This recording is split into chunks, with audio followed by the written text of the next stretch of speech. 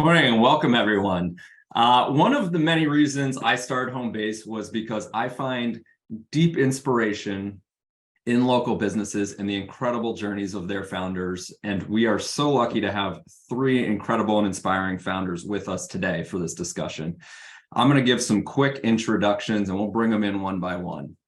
To start us off, Emerald. Emerald Mills is the founder of Turning Tables Restaurant and Teaching Kitchen based in Milwaukee, Wisconsin. With years of experience working with local restaurants, Emerald's inspiration to impact the community is endless. Through her diverse dining work, Emerald recognized that while people were willing to partake in diverse experiences, food-related businesses don't always see their resource needs met. Today, Emerald champions the ecosystem of support, relationships, and training that are vital to a restaurant's success. Next up, I will welcome Andy Sommer, the co-founder and COO of Fourth and Nomad retail store based in Houston, Texas. Since October 2017, Andy has been the innovative COO of Fourth and Nomad, the feel-good lifestyle brand based in Houston, Texas, co-founded together with his wife, Morgan Sommer. With a mission to inspire intentional and sustainable living, the company curates a one-stop shopping experience, saving customers time and hassle. Excitingly, Fourth and Nomad plans to expand into the Dallas market later this year. And our last speaker here, Jamila Wright, the co-founder of Brooklyn Tea Shop based in Brooklyn, New York. This is another true family business. In 2017, Jamila Wright launched Brooklyn Tea as an online business with her now husband, Ali Wright. In December of 2018, they became one of only two Black-owned tea rooms in New York with the opening of the first brick and mortar location. Today, they have three locations. Brooklyn Tea empowers people to explore healthy alternatives, builds strong communities through safe space, and promotes generational wealth. Welcome to our three speakers. We're going to start things off, and I want to hear those origin stories. So give us the quick background. What were you doing before you opened your small business, and how did you come to found your business? And Emerald, why don't you kick us off? So good morning, really quickly, and thank you, John, for Homebase. I'll talk about that more later, but I wouldn't be able to do what I do without it. So I appreciate that you were thinking about us while we were thinking about what we were thinking about. So my business prior to Turning Tables, I had a consulting business called Diverse Dining. We would partner with local restaurants and facilitate conversations around diversity, equity, inclusion. Milwaukee at the time was the most segregated city in the United States. So the work that I was doing at my employer, in my opinion, wasn't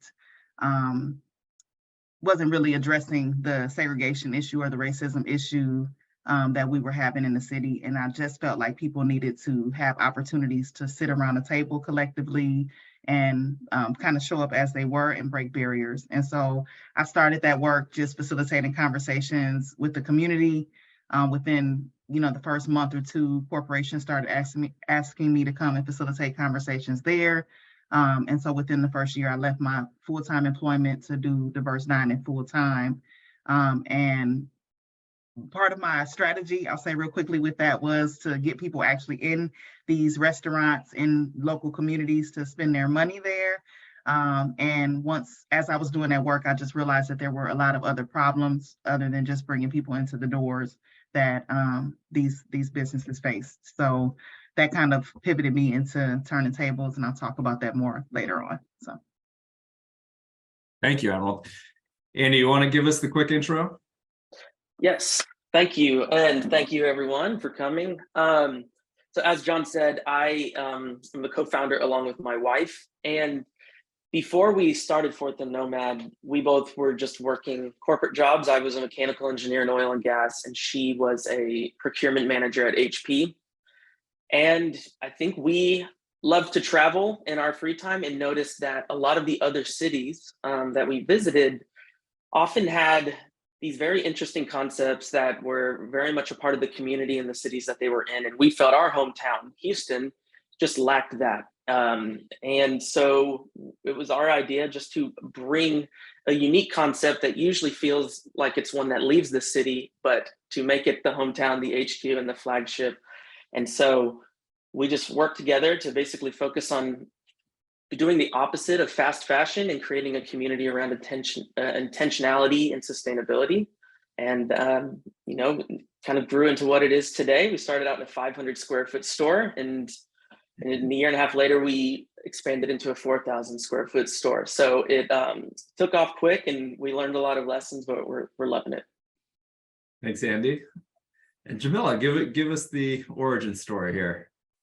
Yeah, so I had no desire to be a small business owner at all. I remember in college laughing at the idea that I would even consider that because it just looked really hard from a distance.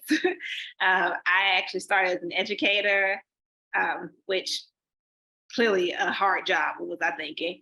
And I taught first, second, third, fourth grade. I was a school administrator, did some leadership roles there, and did some consulting with the New York City Department of Education.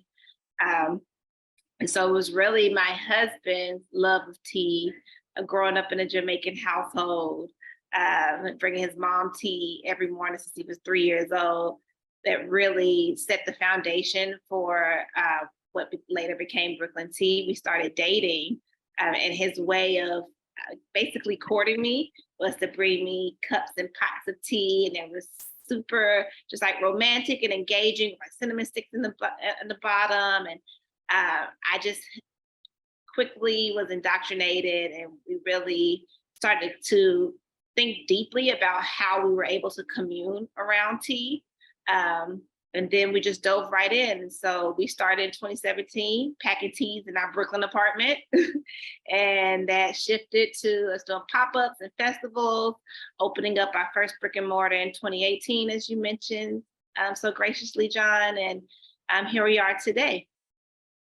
Fantastic. Well, I love each of those stories and excited to have you all coming. You started from very different backgrounds, and we're going to get back into that on how that's informed the way that you've built your businesses. But we're going to start by talking about the findings of our new Homebase survey, where we talked to over 500 plus small business owners on the state of Main Street right now. I want to talk to you all about these findings and how they tie into your experience of running your businesses. And we're going to jump right into the deep end here. We asked business owners about their fears, what's keeping them up at night. Nearly 60% of them named rising inflation, interest rates, and a looming recession as the top concern. This definitely increased from last year. Next on the list was retaining current employees, then recruiting new staff, and supplier disruptions. Now, I look at this list, understandably, a lot of these concerns have to do with external economic factors. They represent threats to the survival of all small businesses. So a question for you all, do these concerns resonate with you personally? Have you seen examples in your business? And Jamila, you want to kick us off? Yes, the answer is D, all the above. D, all the above. So, I mean, they said it exactly right. Inflation rates, the cost of tea, some of our most popular teas that we would piss customers off to not have doubled, even tripled in price. And the rate in which people are purchasing them versus the rate which we need to buy them to stay fully stocked is misaligned, right? And so we're chasing our tails in some areas, trying to make that work and stay stocked with some of the customers' favorites. When you're talking about staff retention, when we first got started, we've always been pretty much chasing this like perfect stability model, right? So our first year was our first year, right? And we were lucky that everyone pretty much stayed with us, but we were still, for the most part, figuring things out and building the plane while we're flying it. And then our second year was COVID, right? And so we had to shrink our staff and then grow our staff when we had this huge emergence of sales from that was really powered through the Black Lives Matter movement. And then, that being an energy that is somewhat stable, but also not, right? And so trying to figure out what are the pieces of the puzzle for the perfect staffing model, and how to keep people in their third year when they're looking to get more into their careers, right? And you also want that for them too. They've graduated from college. They're your strongest teammates, but they can't, serve tea forever either. Emerald, does any of that resonate with you? Oh, absolutely. Jamila said it all. And so, yeah, I mean, I think people don't necessarily have a connection, the biggest connection with the market and the way things are happening globally to how they're coming down to local establishments. And so, people don't care that the store didn't have burgers or buns or whatever they don't have. They just are wondering why you don't have it. And so that has been a challenge. Hiring, really just keeping people, it just has been a challenge all the way around, just people wanting to come to work. I think more now we've been finding ourselves convincing people why they should work. And so that's just hard, whereas it was just people wanted to work before because they wanted money, or I don't know what their motivation was, but it's been hard to find in our field. But we've put in some strategies, and I mean, it took quite a bit of people. I remember someone told me, like, out of 10, you may keep 3 every time. And so we just are in a phase of just keeping, always hiring people so that we always have people, because it's not just get a core group and then they'll stay. That's just not the current culture right now. Mm-hmm. Andy, I know you've dealt with some supplier disruptions specifically impacting your inventory. What was that like? Yeah, I mean, obviously being in retail, you have to carry so much inventory, and I'd say it's getting a little better. It's still not all the way there, but I mean, there was a time where you would order and you wouldn't get it for 6 months, or when they would finally receive it, it was 50% of the order with no communication. Everybody was struggling, and basically we had to change our entire inventory buying system to be a little bit more tactile, month by month instead of quarterly. And kind of on that note, point number 1 was like a looming recession, interest rates. I think that to me is probably the scariest part, because it influences everything else. Because, we try to be as data driven as possible, and it's very difficult when you either see a rise or decrease in sales, customer traffic, anything, and you don't know. You're like, is it my fault? Is it a macroeconomic issue? It's very hard to attribute reasoning behind some of the things that you're seeing in your business. And it's frustrating. I would much rather something be my fault so I know I can fix it, as opposed to just something happening to us and we can't do anything about it. Let's talk about the customer side of this real quick. So, Jamila, you made a comment about your customers don't care why stuff is out of stock. And we know that it's been hard to stay fully staffed. You all are facing rising prices in your business. And maybe, when I talk to other business owners, obviously a lot of reticence on kind of passing those costs on to their customers, concerns there. When you think about navigating the customer side of this and the resetting of expectations there, what's been the hardest? Is it inventory? Is it the labor shortage? Is it prices? And how do you navigate the customer side? Yeah, so to Andy's point of having felt receiving 50% of inventory with no explanation, we try to be the company that will send you 50%, or 75%, or whatever that percentage is, with the email ahead of time. And we find that folks are very responsive and flexible when they get that information beforehand, right? And so when we tell people, hey, the Gaba Oolong is out until the first plucking of spring, right? When we're thinking about the phrasing and we're thinking about the messaging, that gets them excited. It's like, oh, wow, I'm getting the first new batch, right? And so we're creative with our language. We try to stay ahead of the curve when it comes to mitigating their disappointment. That's great. Emerald, Andy, anything you've learned?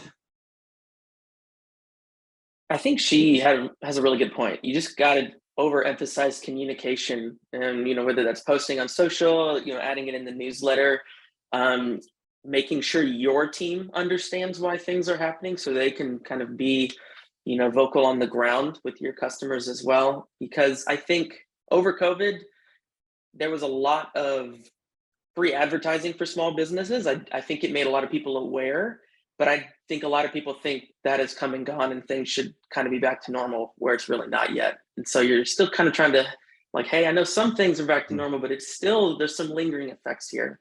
So just over communicating and getting creative and turning it into almost like a marketing element is a good plan. Let's. I would. Oh, go ahead, Emerald. No, I was gonna say, I would add, we also try to do things for our customers if we have an issue. So some incentives, if we can, where it won't be too much of a loss on our part, but we'll, if there's an issue that's beyond our control, but we know that it's not the customer's fault, we'll try to offer something or provide a discount on their service, as long as it's something obviously that's feasible. But sometimes, in all honesty, it's not. And if it's not someone else's fault and they did what they're supposed to do, we have to take the take the hit on that. Let's drill in on the team side of this. Now, on that list of concerns, retaining current employees, recruiting new staff, obviously the last 3 years have been pretty unprecedented in terms of the labor shortage, COVID, all of the challenges on the team. We've got, some press that's listening to this. We've got a lot of other small business owners that are listening to this. How did these team challenges impact you, the staffing, and how did you respond to that? Emerald, do you want to kick us off? Yeah, I'll go. Well, this particular business started after COVID. So we started knowing what we were getting into, I guess. What we did was make sure that we added a component that was separate.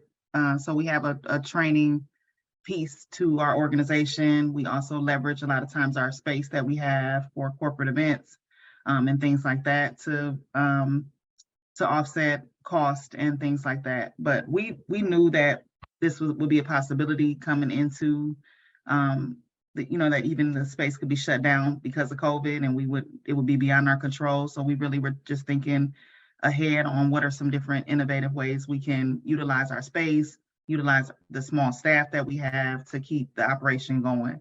So some of those things are what I named, but also partnerships and collaborations. So after other small businesses finish their course with us, we allow them opportunities to be able to sell on site or have their products featured within our space. And so we just do things so that everything is not reliant on us, trying to build smaller ecosystems of community within our space so that we have a team.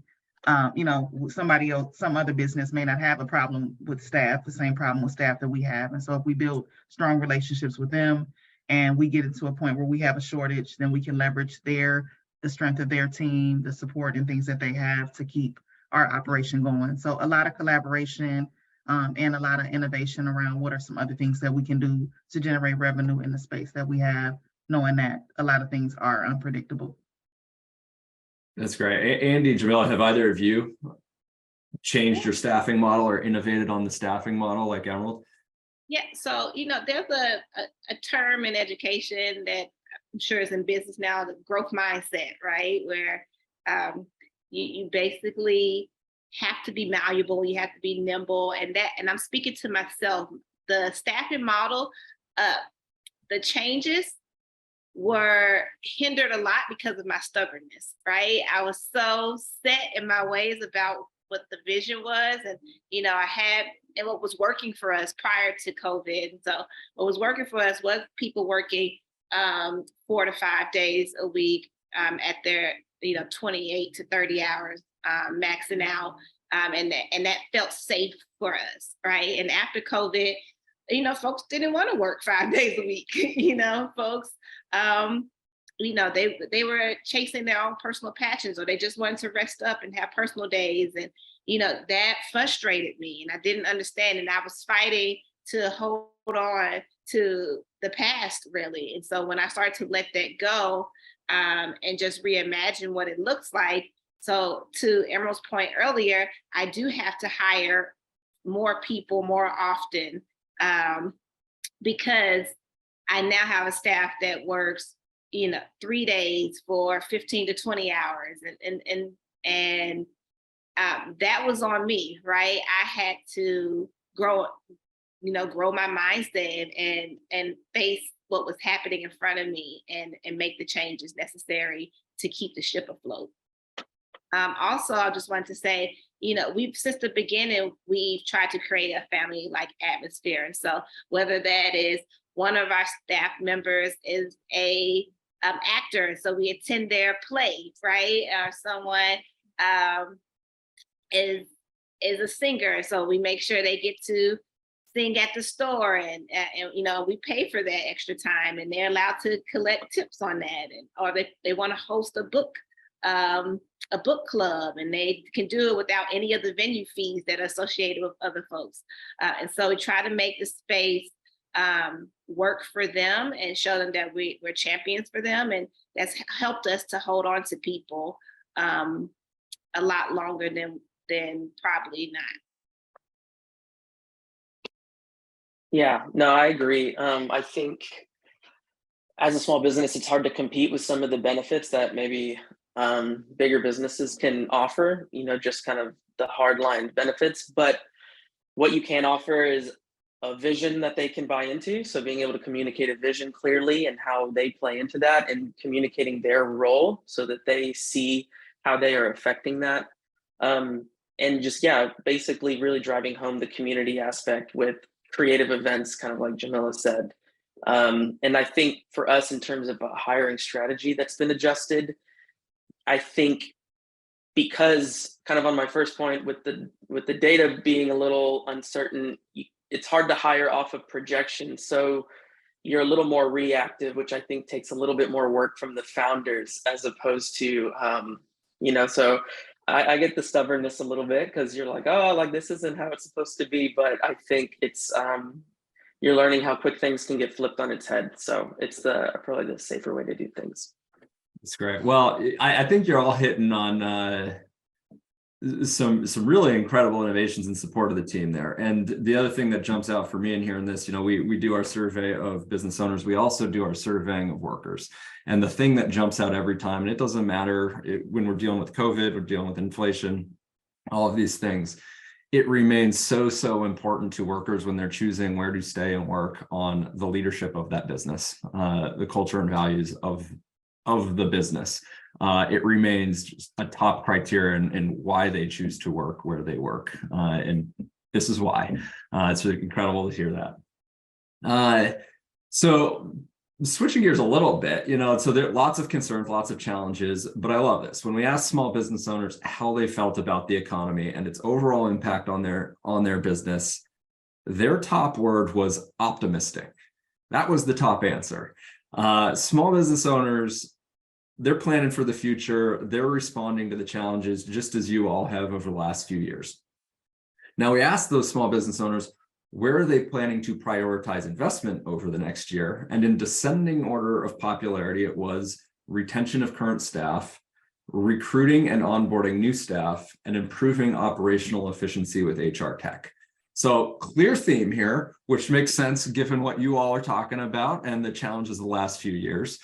Let's talk about the recruiting side of this. You all are doing some really creative stuff there on the retention side. How are you standing out in a fiercely competitive labor market?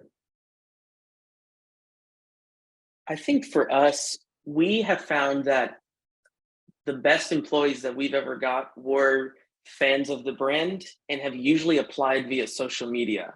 And so we try our best to find everybody through social media, or kind of just always keeping an open communication for people to apply. So we have like a backlog of resumes that people have applied when there wasn't a job. And so we've done it both ways, and it's definitely kind of on your point of they align with the vision and the values. If they're already familiar with that, you kind of have a higher established baseline for getting started. And so for us, it's basically like almost like a social media strategy, but for hiring. Great. Emerald and Jamila, I know that this is a place where your backgrounds come into play. So Emerald, how do you go about hiring qualified and talented workers to join the team, and why do you put such an emphasis on the team? Yeah, well, honestly, it's very similar to what Andy said. It's really making sure people understand, and I love how he said just the clarity around the vision. It's figuring out how to communicate to people what it is that they're getting into, or what the business is that they want to work for. And if people don't know, I mean, it doesn't disqualify them, but you want to make sure that they have a good understanding, and that it's something that they really want to do. That they're self-motivated to be a part of it, and not that you're, just offering them something that they don't have any motivation other than pay to do. And so we've just made sure, and I remember when I first started hiring, because we kind of, we were building our training program and our restaurant at the same time. So when we first started hiring, it was just like, we need people in here. But we really realized really quickly that we had to make time to at least let people understand the vision. Now we let our staff go through the training that we offer, and we tie all of our incentives around the program, because that's our higher mission. We don't desire to just have a restaurant as a traditional restaurant. We have a teaching kitchen and a restaurant, and so we want to make sure that people understand the big picture, and that they're there because they want to start their own business. So I think that is a great motivator of people knowing that they can be honest about their own passion and dreams, and that we are not, we don't want them to just come help us. We're doing this because we want to help them. And so I think as we get better in communicating that as we've gotten better in communicating that's been helpful with getting people who are committed.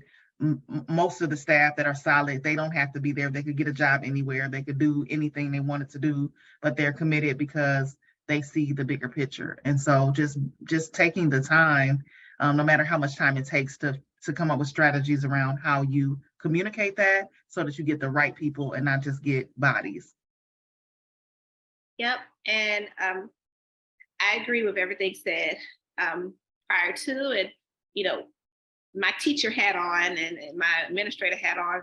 I would do some hiring of educators. And, we role play in our interviews, right? And so when you talk about communicating your vision, they get to feel that, they get to experience what does it mean to execute that on my end. And so we have them practice the greeting, and I give them in the moment feedback, so I can see if they can quickly implement that feedback. And they get a sense of what it means to grow and learn in our environment. And that buys them in, because they see that someone can give them respectful, kind, and productive critique. And they get that, and that helps to make them feel more connected and more interested in working with us as a business. And so we role play the greeting. We role play what it looks like to be conversational with customers. And I actually set a timer for 3 minutes, because tea takes at least 3 minutes to steep, right? So can you drive a conversation for 3 minutes when a customer is just staring at you? Like, what are the tools? What's in your toolbox? And I asked them, like, how do you feel about it? What was the experience like? And they say it was a little bit challenging. And some of them asked, can I try it again? Right. And I've been thanked very often for the way that the interview process was set up so intentionally. That's great. And, you're both hitting on the other thing that workers always respond very highly of in the surveying, which is career development. Making sure that they can get that training, that they are advancing in their knowledge and learning. And it's awesome that you've both brought that forward into the totality of the work experience from the interview on. All right, one standout finding in this business survey was that the pandemic changed what success looks like to a small business owner. Revenue growth does remain the top indicator. However, the next two most popular indicators were team growth and retention, and improved operational efficiency. This is a change from pre-pandemic, when achieving consistent results and customer retention were the top three. So, back to the challenges of the last few years. Now, we've got a lot of business owners listening right now that are going to listen to this. So I want to get pretty tactical with you three. I want to talk about the ways that you are measuring your business performance and driving that efficiency. Andy, why don't we start with you? When it comes to staffing, what information are you using? How do you set goals? How do you know? There's a few things. I would say the most important one, which we use Homebase for, is labor allocation percentage, because we can integrate with our point of sale system. And so we enter in our projections for the month before we schedule. And, we have a percentage that we are trying to stay within to achieve those sales that we feel you can staff adequately. There's industry standards, but I think every business is different, hence a range that's probably bigger than it should be. But we figured out what works for us. And, obviously you have the projections and then you have what actually happens. And so it's a great way to review it, see how we could improve things. And you have to have someone who's on the ground, with your manager, who understands that data, knows how to influence it and affect it. And so again, maintaining healthy communication, structure and flow with that. And for us, that we've learned that metric really does tell a lot of the story of our business, because it implies revenue. It implies a lot of different expenses within that as well. Jamila, you've now got multiple locations. What's the data you're looking at? What are the key metrics you're using in your business? And two, how do you use that data across the different locations to drive success? Yeah, this is such a layered question, so I'll do my best. I'm going to try to really anchor it in Homebase. Okay. You don't have to. You can go broad. And then we can build if necessary. But Okay. We first opened our shop. Emerald, you said this, like we were just trying to get people in, right? And we didn't even know about industry standard percentages of labor costs versus revenue. We were just trying to get customers their tea, right? And so we actually found that percentage, that 30% of labor cost to the revenue from Homebase. So you all gave us that tidbit to kind of like baseline us. And from there, we started to create our whole scheduling around trying to make that mark, right? And if we didn't make that mark, we had to have reasoning behind it. Is it because we had a huge wholesale order? Were we doing a pop-up market that week? Like everything needed explanation for why it went over that number, and again, pushing to achieve an even lower percentage to increase profit. And so when we went into the second store and the third store, we already had the model in mind. We knew the amount of staff members that are needed, and based on the data that's provided through Homebase, tracking store sales, right? We knew 8 to 10 requires one staff member, but 12 to 3 better have 3 people, right? or you're going to get some customer complaints. And one store needs 2 people to close because it has a burst of latecomers, while one store can end with 1 customer, right? And so we're seeing all this information and tracking all this data to understand what it means to have a successful day in terms of labor costs. And so we're using a lot of metrics to meet those goals. And Emerald, how about you? Starting out a business, where did you turn to? Yeah, so I have a good friend who works for the Department of Revenue. So she definitely talked to me about the cost per chair and the 30% labor costs and things like that. We, however, focus mostly on everything around service to each other, service to the customers. And Homebase also has some great tools that has been able to help us know when people are coming back, or know when like people are showing up for work and if they're not showing up for work. And so we build a lot of metrics around like giving people awards and incentives and benefits if they show up when they're supposed to show up, if they're doing something out of the ordinary for other staff members or other team members. We also read the comments during all of our staff meetings and talk about the comments and how can we improve them, and making sure that the comments are getting better for customers if there were bad ones the week before and things like that. And so I guess I'll say me and my soon-to-be husband, because I totally left him out the introduction. We're getting married on Saturday, and he's my business partner. So sorry about that if he watches this later. But we do a lot of the talk around the numbers and the data and stuff like that. But we really kind of keep our focus for our staff on service, because we know that if people are treated right, then they're going to come back. And so those are the different things that we do in each staff meeting and talk about a lot. If customers have bad experiences and things like that, or how do we improve their service times, or how do we improve how fast we get things, how fast we rectify a mistake or something like that. So yeah, I think I'm being repetitive at this point. Yeah, well, Emerald, congrats on the upcoming wedding. Thank you for joining our panel. I'm sure you got a lot going on. Story that we'll talk about later, but you guys, we're getting married, so we work together. But sorry about that. Like I said, Nah, that's incredible. Congratulations. So y'all are pointing to some quantitative stuff that you could look at, some qualitative stuff. We talked earlier about just the fears around inflation, impending recession, and the challenges of kind of running a business when there's so much happening that's outside of your control.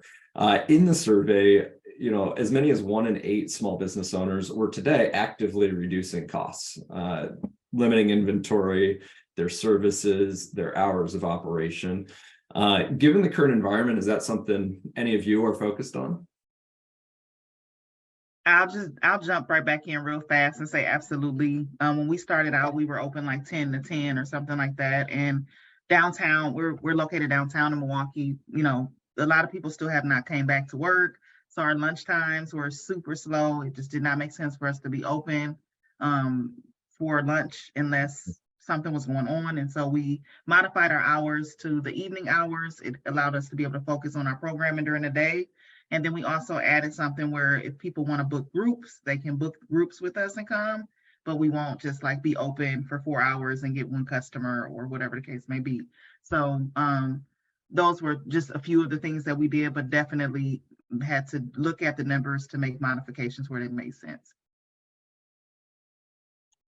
Yep, same. After the pandemic hit, we noticed that it made no sense to open up at 7 a.m. And so we shrunk that to 8, and we were 7 to 7. So now we're 8 to 6. And we also, again, truncated the amount of staff members. So we didn't have 3 people all day the whole time from start to finish. Now we have 1 person, and that might gradually, increase to 2 or 3, depending on when those surges increase or decrease. In terms of supply, for the Atlanta store, we have used the data to shrink the menu just to give people the top favorites, right? The hits, right? And that also helps to streamline the supply chain, because we're not trying to send 50 different teas and trying to manage that. Now we're just trying to manage 20, right? And so that makes it a lot smoother. It creates a lot more predictability for the customer of knowing that something's going to be well stocked, and that helps to keep them coming in the door.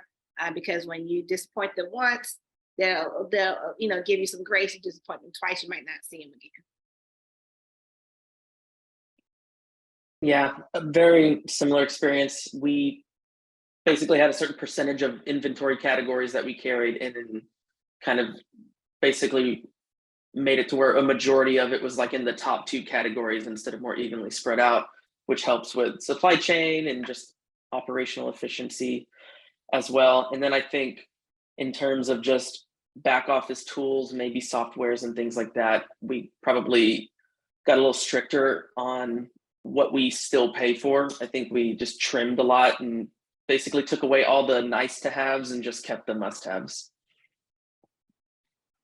So let's actually dive into this a little bit on the technology front. So our survey revealed that small business owners are indeed curious and hungry to test new technologies, including AI. AI came up with over a quarter of small business owners interested in using AI to run their business, with the most popular reasons to develop written or visual content. So my question to you all, first, are you thinking about AI tools in any way? And two, Andy, in this world in which, you've been scaling back on technology in other places, how do you make the decisions on what technology to add into your businesses? And Jamila, I saw you shaking your head furiously there on AI. So why don't you kick us off? I wish my husband was on here. He is such a chat GBT like fan. He is a stan so much. It almost gets a little bizarre, really, but no, it's been super helpful. It helped us to achieve a lot of those different goals that we had. It was to make our website more robust, right? And so now we have Chat GPT. We want them to talk about, to give better descriptions to our Black teas, right? And so it pulls all this information and gives you a very detailed description of the tea, because before we created every single paragraph, every single detail about everything on that website was typed and curated by us. And so now we have that help. And not only did we take the text, we told them, okay, now create a video, right? And so then it creates this non-person person who is now speaking about the tea. And so it creates another layer of just visual curiosity and connection to the website. It makes it have a more human touch, because our intentions were we would get on, we would talk about every tea or have a customer talk about every tea, and we would embed these videos, and 4 years later, it never happened. And then within 2 days, now half the website has, now half the items on the website has an embedded video link, that thanks to the help of AI. That's crazy.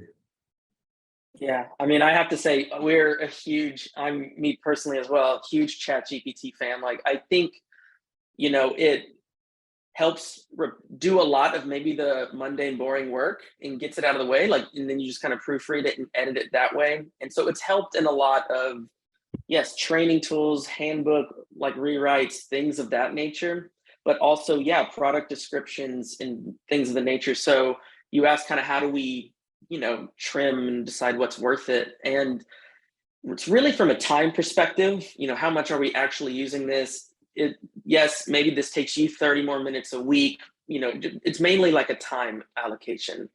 But I really do think the AI stuff, I mean, it still needs a competent person behind it. You can't just tell it and just submit it. But I think I don't really see it replacing jobs as much, rather than allowing people to work like more efficiently and like almost 10x their output. These are great examples. Emerald, how about you? Yeah, and so the person who helped develop our 10-week training course used AI, and I didn't even know what it was, to be honest. So I'm probably the one that's still a little leery about robots taking over the world. But I admittedly have to say that we are using AI technology. I don't know how anybody can keep up without it. I know that they have the robots. A friend of mine was talking about robots washing dishes now. I know robots are, delivering food at some of the restaurants here. And I've heard that McDonald's shut down a lot of its restaurants because it's going to be fully AI soon.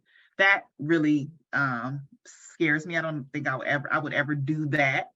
So all of you guys on here can hold me accountable. However, I mean, we do incorporate it where it makes sense. And like Andy said, we always want to make sure we have a human touch, because our work is for people. And we want to make sure that we are employing people, that we're training people, that we're helping people start their own businesses. So I think that there is a fine line and a balance of figuring out where it starts and where it ends. But it has definitely been helpful for us getting a program. I mean, we launched a business and started a 10-week program where we have our first cohort almost done in a year. which is unheard of, and planned a wedding, which is almost unheard of in a year, and we wouldn't have been able to do it without AI technology.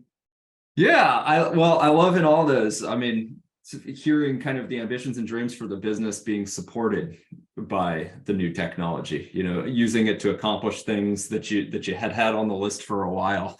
Those are great examples there. All right, we're going to switch gears here. So thank you all for the open discussion.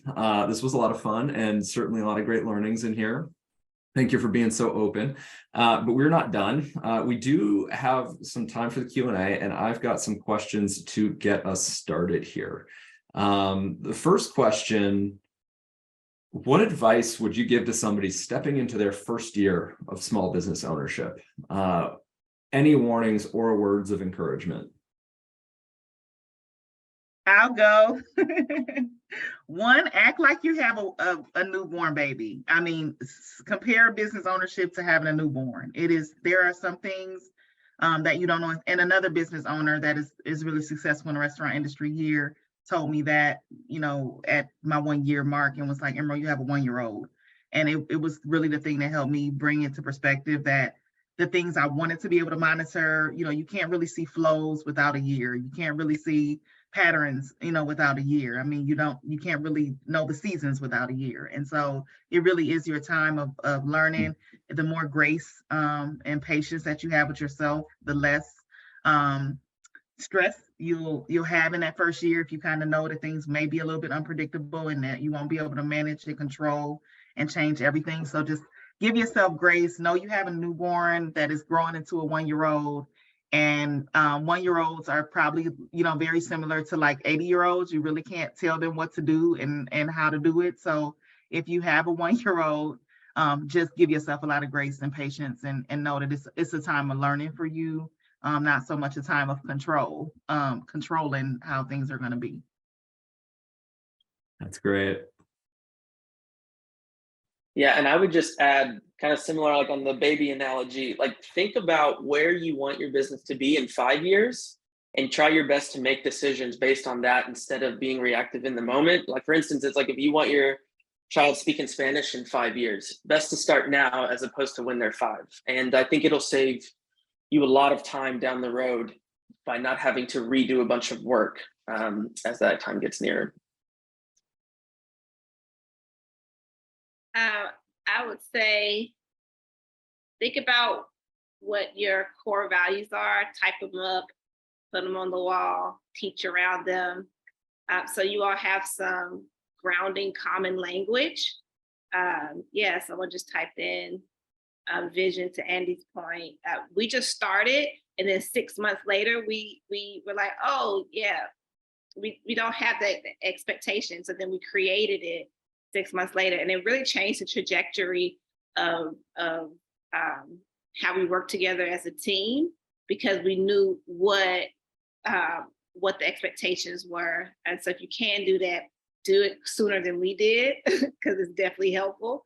And also, I used to get super upset because I was trying to find people who work as hard as us, and you know, we're the founders. No one's going to work as hard as us. The best you can do is create systems and structures that simplify everything down to nuts and bolts. And so you're trying your best to recreate your level of intensity, your level of execution through your systems, not through that person's drive individually. So on the systems front, y'all responded to this question. I want to make sure everybody else gets a chance to hear the answer. There's a question here around point of sale, but let's broaden this a little bit to just your technology stack, your core technology stack. Y'all use Homebase. Other than Homebase, what's the most important technology that you're using in your business today? I would say some sort of project management, task management software has been big for us. We use Monday.com and a little bit of Notion, and you know, and an internal employee communication like Slack or something. I find that is very helpful, and using that as kind of like on Jamila's point, when you do something, like create a video, train, log it, like create like a wiki for your company to like reference so that you're not having to repeat yourself. You can just point them to one place as a reference.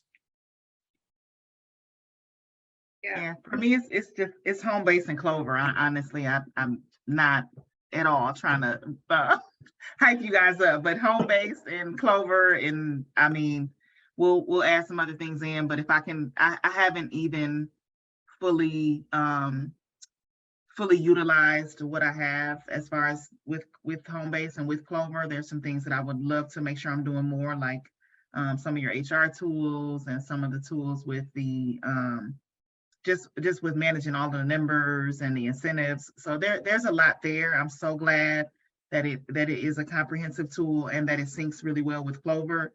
And so part of my, just personal development plan is to spend some more time figuring out how I can make it better. But I can't add anything else to that, just because I'll be like a squirrel or Kelly Bundy trying to keep up with all the stuff going on. So those two, outside of the AI technology that's doing our training program, are what we use. We have 4 big components. So yep, Homebase, Clover, Shopify, because we have our website and we do our online retail. We collect a lot of data from there, but also we're newcomers to the Monday.com, and that's an operational management system and tool. And so it works so beautifully. So for us, we're doing online orders. If I could just try to explain it through a scenario. So we were having a hard time with the accuracy of our online orders, right? So depending on who was staffed to pack, right? A customer could get something perfectly packaged, or somebody could get something, incorrect. And so you're able to create these different steps through Monday.com, where that customer gets the email, then it's assigned to a certain person, so which team member selected that order. Then you could create as many steps in the process down again to soup and nuts, and so you can track the entire process. You can be on a beach somewhere, ideally, and you can see every step along the way of this one order getting received, right, through your Shopify system, if you have like hours, to it being sent out and getting that tracking number and that okay from the customer. And so it's a really nice way to be able to pull yourself, as we like to say, from behind the bar, and have a great understanding of what's happening in your store, even if you're not there. That's great. All right. Well, last question. I'm learning stuff as well from the group. So thank you. And I was going to add TOC, our reservation system is another one that we have. We can do events on there. We can do reservations, and they send out confirmations for reservations. People can cancel it when it confirms, so we know they're not coming. And that has been very helpful for us as well. And I'm going to be looking at Monday.com. So thank you guys. That's what we're here for, the information sharing. All right, last question, and then we will wrap up here. Let's end with the optimism. What are y'all most excited about in the year ahead?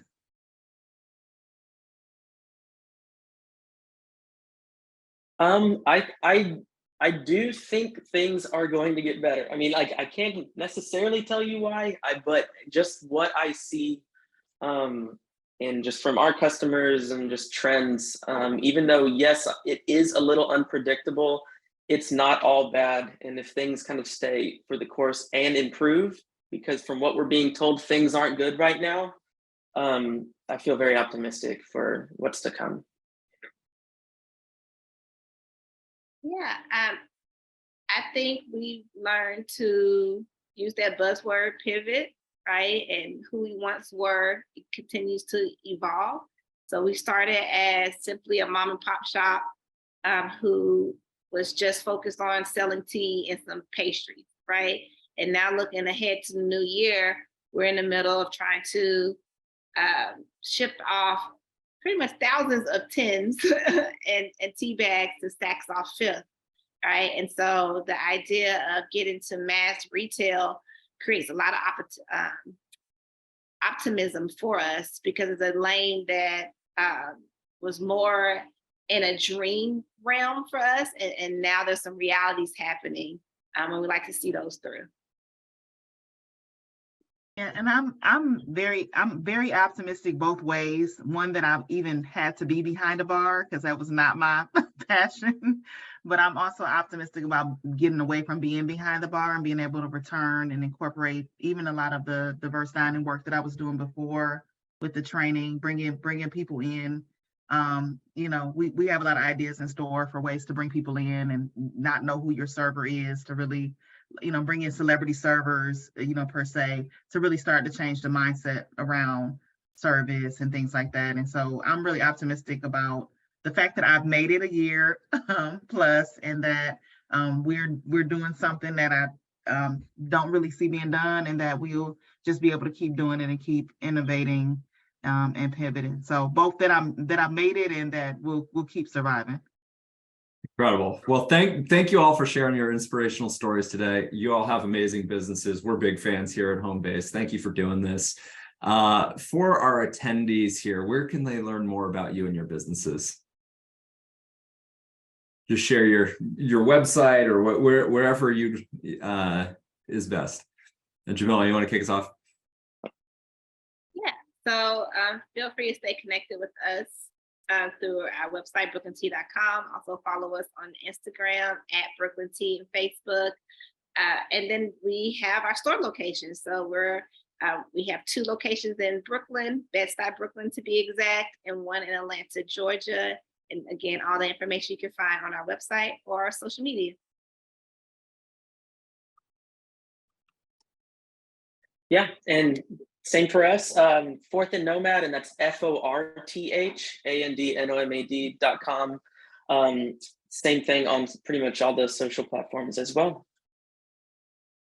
Yeah, Turning Tables MKE, and Turning Tables MKE on Facebook and Instagram. Also Diverse Dining, but they're kind of synced, so I won't go into that. All right, well, thank you all for our survey findings. You can find that at joinhomebase.com/ahead-of-the-curve, ahead of the curve there with dashes in it. Lots of great data in there. I want to give one final thank you to our incredible speakers today for sharing your perspective, for this wisdom, for being so open in the conversation here. Emerald, congrats on the upcoming wedding. Thank you. Have a wonderful weekend ahead. You're all an inspiration to us here at Homebase. Thank you. And we'll wrap here.